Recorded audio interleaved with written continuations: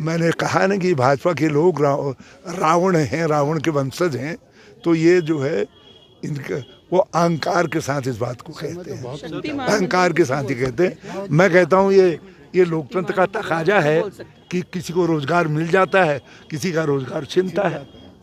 और हे सदैव नहीं रहता, हे लोकतंत्र देवता, तो कभी हमारे संघर्ष के साथ भी न्याय करना, कभी इनको भी जो है ऐसा बेरोजगार बनाना जैसा बेरोजगार हूं मैं।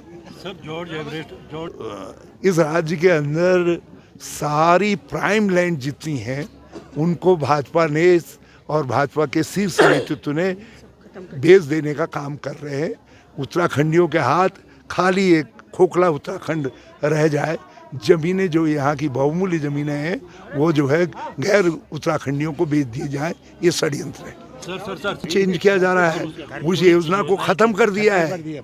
उसकी मूल आत्मा, महात्मा नाम क्यों रखा गया? इसलिए रखा गया क्योंकि महात्मा भारत की संपूर्णता के, गरीब के, राम राज्य के प्रतीक थे महात्मा जो है, इसलिए योजना का नाम महात्मा रखा गया। उसकी आत्मा रोजगार की कानूनी गारंटी है, वो आज समाप्त कर दी गई है। उसकी आत्मा कांग्रेस का स्टैंड उसकी आत्मा ग्राम विकास था, इसलिए गांव में सीधा पैसा जाता था। गांव के लोग तय करते थे कि हम उस पैसे को कैसे खर्च करेंगे, कैसे खर्च करेंगे। आज वो समाप्त कर दिया गया। हमारा सीधा स्टैंड है, हम इसके खिलाफ देश भर में जन जागरण करेंगे और सत्ता में आएंगे तो अब महात्मा गांधी के नाम पर एक नहीं 1 दर्जन योजनाएं प्रारंभ करेंगे। महात्मा भारत की आत्मा है महात्मा गांधी। जो भी महात्मा गांधी के नाम को समाप्त करने की कोशिश करेगा, कांग्रेस उसके खिलाफ लड़ेगी। और कितने दुख की बात है कि प्रजावत्सल राम, भगवान रामचंद्र, वो हमेशा अपने भक्त वत्सल रहे हैं। गांधी से बड़ा कौन राम जी का भक्त था जिसने कहा रघुपति राघव राजा राम, और मरते वक्त भी कहा हे राम। वो हे राम के साथ मरे जो है। और उसी भक्त से, महान भक्त से के नाम को तुम समाप्त करने का षड्यंत्र कर रहे हो, तो ये स्वीकार्य नहीं। तो क्या आप लगता है ये सबसे राम को छीन लेंगे, आपसे, हमसे, सबसे छीन लेंगे। जो जीवन के लिए संघर्ष कर रहे हैं, जो अपने एक सम्मानपूर्ण जीवन के संघर्ष के रास्ते पर बन रहे हैं, उनसे सबसे छीन लेंगे। और अंत में ये राम को जो है अडानी अंबानी के राम बना करके रख देंगे। कि हरीश रावत जी के बाद आजकल कोई काम नहीं है। हरीश रावत जी कांग्रेस यहाँ दिल्ली में बेरोजगार है, यहाँ भी बेरोजगार है। हम बिल्कुल सिस्टमेटिक तरीके से उनको बैठाने के लिए वचनबद्ध हैं। हमारी चेयरमैन ने अपने चुनाव में वायदा किया था, हमारे घोषणा पत्र में था कि हम उनका परमानेंट सॉल्यूशन निकालेंगे। और जैसे आते मैंने अभी जानकारी ली है,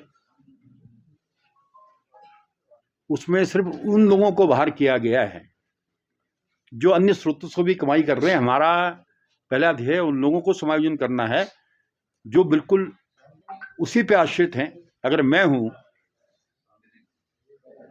मेरी पत्नी अगर नौकरी कर रही है, मेरी पत्नी अगर कहीं काम कर रही है, तो मुझे पटरी लगाने का अधिकार नहीं है।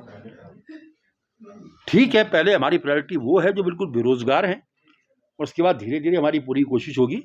अगर कोई छूटेंगे, जैसा मुझे बताया, मुझे जानकारी है कि मात्र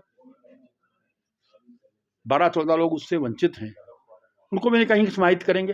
लेकिन पहली प्रायोरिटी हमारी वो है कि जो बिल्कुल इसी पे आश्रित हैं, जिनकी रोजी इसी से चलती है। और मैंने कहा हरीश रावत जी तो बेरोजगार आजकल हैं। आजकल तो वो आजकल इतने बड़े स्तर का नेता किसी बड़े मुद्दे पर बातचीत करे, ये तो छोटे मुद्दे हैं। मुश्किल तो यहाँ का कोई कांग्रेस का छोटा सा नेता बैठ सकता था अब, लेकिन उनको समाचार पत्र में आना है, उनको मीडिया में आना है, वो कहीं भी बैठ जाते हैं, कहीं माल्टे खा लेते हैं, समोसे तल लेते हैं। तो ये उनका अपना स्वभाव है। लेकिन हमारा मंशा बिल्कुल साफ है,